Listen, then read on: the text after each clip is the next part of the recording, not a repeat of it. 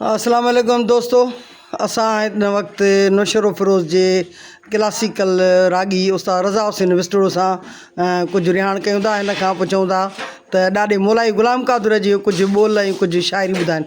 साईं सलाम वालेकुम, ख़ुशि आहियो साईं? साईं ख़ैर आहे, तव्हां ख़ुशि आहियो? महिरबानी। तव्हांजी वॾी महिरबानी जो असांखे तव्हां टाइम ॾिनो ऐं असांखे इन क़ाबिल सम्झो त असां हीउ प्रोग्राम कयूं। जी हा, तव्हांजी महिरबानी। हा जी, महिरबानी कुर्ब। जी साईं, हाणे तव्हांखे मां मोलाई ग़ुलाम क़ादिर जो ॿुधाईंदो। छा आहे त ग़ुलाम नबी फ़क़ीर ग़ुलाम नबी विस्तड़ो उन जो हिकु कलाम तव्हांखे ॿुधाईंदुसि। उन खां पोइ हुनजो वरी शागिर्दु थियो शाइरीअ में। बाक़ी हो मोलाई ग़ुलाम क़ादिर क्लासिकल रागी हो ऐं जेको राग छॾे वरी मोलाई माना पाण खे जो सॾाई त ख़लस त तंहिं हूंदे बि मां हुन वटां कुझु सिखियुसि। मूंखे चयो हुअईं त मां राग छॾे वियो आहियां, छाजे करे त इमाम जाफ़र सादिक़ अलैहिस्सलाम जो फ़रमान आहे त राग शरीयत में शरीयत हक़ीक़त मार्फत, शरीयत तरीक़त हक़ीक़त मार्फत में जेको अचे थो उन जे लाइ राग पंहिंजी जाइ ते सही आहे। बाक़ी जेको असां शरीयती हिसाब में आहियूं इन जे करे इमाम जाफ़र सादिक़ अलैहिस्सलाम जन मना कई आहे। इन करे मां हिकिड़ो पंहिंजे ॾाॾे ग़ुलाम नबी फ़क़ीर जो मियां ग़ुलाम नबी जेको पीर कमाल जो बि तालिब हो उनजो ॿुधायां थो। शाइरी बि ॾाॾे जी मोलाईअ जी ॿुधाईंदो थोरी कंहिंजी। ॿुधो जी साईं।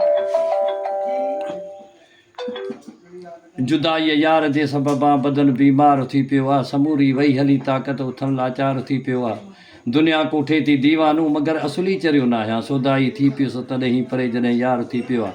समूरो दर्द दुख दिलि में घणा ॾींहं सूर सांडियो मूं जॾहिं बि सखां थियुसि बेवस इश्क इज़हार थी पियो आहे।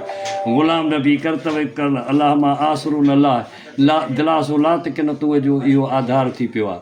हाणे मोलाई ग़ुलाम क़ादिर जो आहे पंहिंजे इमाम हुसैन जे शान में उहो अथसि त वाह वाह जो इश्क का कसीदो, वाह वाह जो इश्क कमाया हुसैन बहादुर ने, वाह वाह जो पानी पिलाया हुसैन बहादुर ने।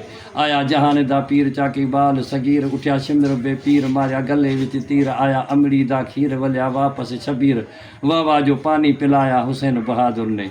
देखो नबी दा शान कीता रबे अज़दान, होया अर्शे मेहमान मिलिया लोला की दादान, पढ़न मलक सुभान, किया लिखे इंसान नाने दा दीन बचाया हुसैन बहादुर ने।